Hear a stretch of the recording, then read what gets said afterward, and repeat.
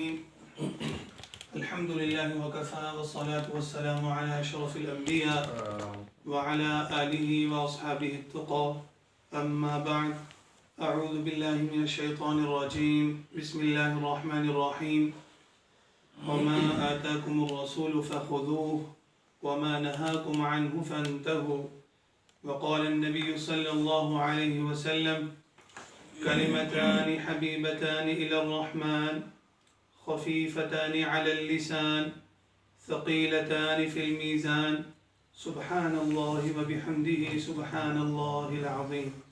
تمام حاضرین جو یہاں بھی موجود ہیں اور جو ساتھی ہمارے ساتھ آن لائن وابستہ ہیں سب پڑھ لیجئے اسے سبحان اللہ وبحمدہ سبحان اللہ العظیم.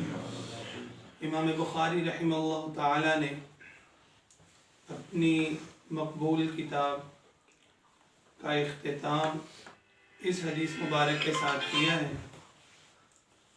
اور اس میں حکمت علماء نے یہ بیان کی کہ حدیث مبارک میں آتا ہے کہ من کان آخر کلامہ لا الہ الا اللہ دخل الجنہ، کہ شخص کا آخری کلام لا الہ الا اللہ ہو، یعنی دنیا سے جاتے ہوئے دنیا کے سفر کا اختتام وہ اللہ کی یاد پہ کر رہا ہو تو اللہ رب العزت اس کو یہ پھل عطا فرماتے ہیں کہ اس کو جنت میں داخل فرماتے ہیں. امام بخاری رحمہ اللہ نے بھی اپنی کتاب کا اختتام اللہ رب العزت کی یاد پر کیا سبحان اللہ وبحمدہ سبحان اللہ العظیم.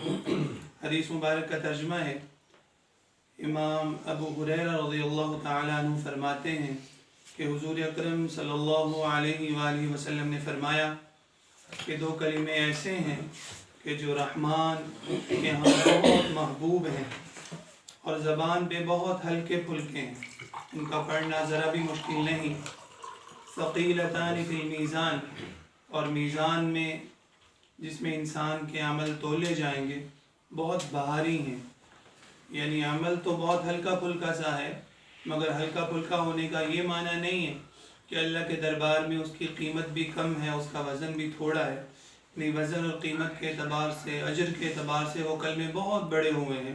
اللہ کے دربار کی مقبولیت کا رستہ ان کلمات نے دیکھ رکھا ہے، اور وہ کلمات کون سے ہیں؟ سبحان اللہ وبحمدہ سبحان اللہ العظیم. علماء نے اس حدیث مبارکہ کا ربط اس کتاب کی ابتدائی احادیث کے ساتھ یہ بیان فرمایا ہے کہ کتاب کی ابتدا کتاب الایمان سے کی گئی ہے، اور ایمان ایک ایسا عمل ہے کہ جس کے بنا کوئی انسان کا عمل مقبول نہیں ہوتا. قرآن کریم میں اللہ رب العزت کا ارشاد ہے مثل الذین کفروا بربهم اعمالهم کرماد اشتدت به الريح في يوم عاصف، کہ ان لوگوں کے عمل کی مثال جن لوگوں کو ایمان کی نعمت حاصل نہیں ہے، جو کافر ہیں، تو ان کے اعمال راکھ کی مانند ہیں، اس میں کوئی وزن نہیں. چنانچہ جب کفر کی آندھی چلتی ہے تو ان کے اعمال کو اڑا کے لے جاتی ہے. اعمال کے مقبول ہونے کے لیے شرط ہے ایمان کا ہونا. چنانچہ سب سے پہلے باب قائم کیا گیا کتاب الایمان، اور انسان کی زندگی کا اختتام اللہ تعالیٰ کی یاد پہ ہونا چاہیے.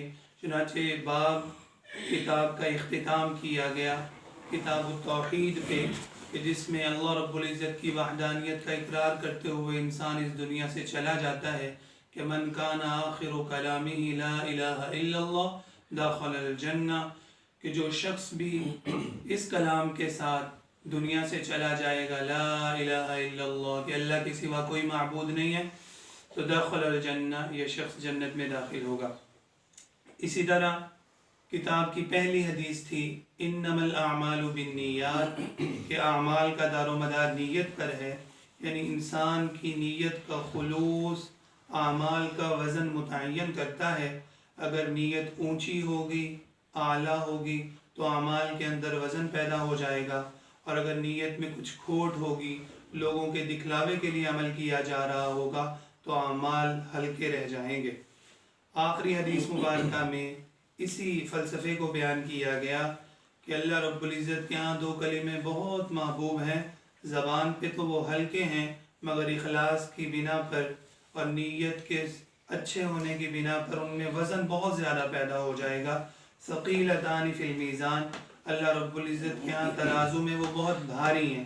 اور وہ کون سے کلمات ہیں؟ سبحان اللہ و بحمدہ سبحان اللہ العظیم.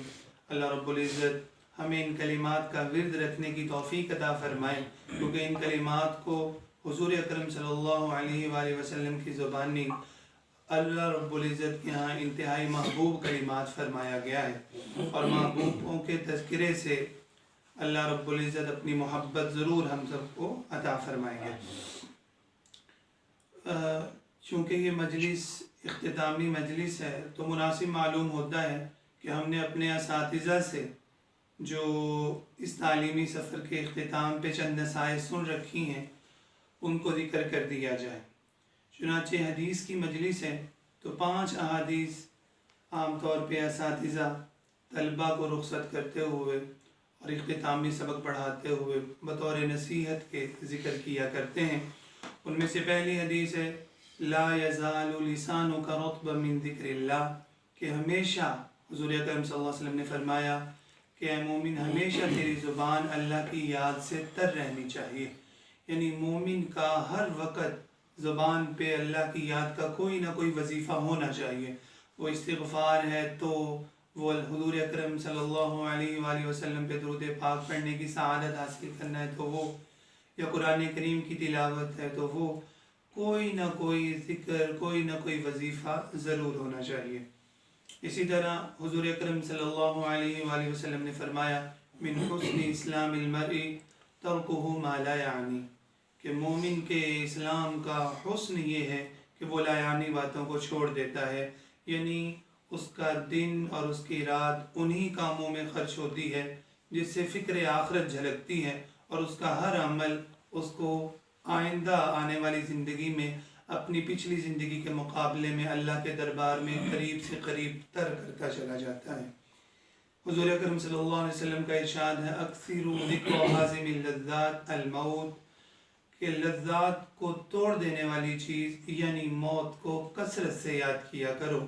موت کی یاد حضور اکرم صلی اللہ علیہ وآلہ وسلم کا بتلایا ہوا ایسا وظیفہ ہے کہ اگر اس کا استحضار رہے، اگر اس کی یاد ہمیں رہے تو آخرت کے لیے کیے جانے والے اعمال میں اخلاص پیدا کرنے کے حوالے سے اور اعمال کی قبولیت کو بڑھانے کے اعتبار سے انتہائی مؤثر عمل ہے. اسی طرح حضور اکرم صلی اللہ علیہ وآلہ وسلم نے فرمایا ان تعبد اللہ کأنک تراہ فإن لم تکن تراہ فإنہ یراک، کہ تم اللہ رب العزت کی عبادت اس انداز میں کرو گویا تم اللہ رب العزت کو دیکھ رہے ہو، ایسے یقین کے ساتھ کہ اللہ رب العزت ہمارے سامنے موجود ہے. اور اگر یہ کیفیت تمہیں حاصل نہیں ہے تو اس کا تو یقین رکھو کہ اللہ تمہیں دیکھ رہے ہیں.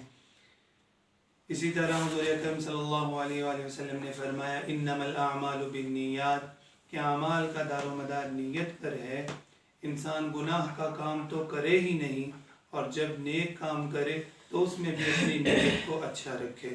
جتنا نیت میں اخلاص ہوگا، عمل چھوٹے سے چھوٹا بھی ہو وہ اللہ رب العزت کے ہاں مقبول ہوتا چلا جائے گا. اللہ رب العزت اعمال کو دیکھتے ہیں، اموال کو نہیں دیکھتے، قلوب کو دیکھتے ہیں، چہروں کو نہیں دیکھتے. اللہ رب العزت ہمیں تا دم آخر حضور اکرم صلی اللہ علیہ وآلہ وسلم کی حدیث سے وابستہ رکھے. وآخر دعوانا ان الحمدللہ رب العالمین. ہمارے چینل کو سبسکرائب کریں، بیل آئیکن کو بھی پریس کر دیں تاکہ ہماری ہر نئی آنے والی ویڈیو کی اپڈیٹ آپ کو مل سکے.